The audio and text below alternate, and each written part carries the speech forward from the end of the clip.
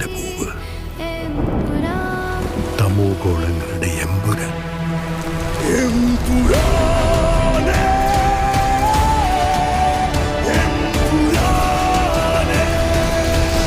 ഈശോ മിശിഹായ്ക്ക് സ്തുതിയായിരിക്കട്ടെ.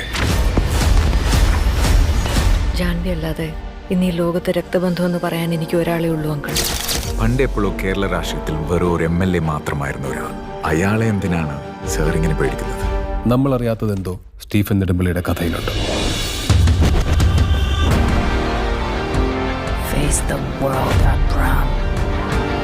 ദൈവപുത്രൻ തന്നെ തെറ്റ് ചെയ്യുമ്പോൾ ചെകുത്താനെ അല്ലാതെ വേറെ ആരെ ആശ്രയിക്കാൻ?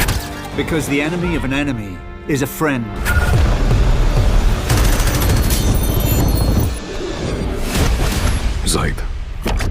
Zaid Masood. We have to end this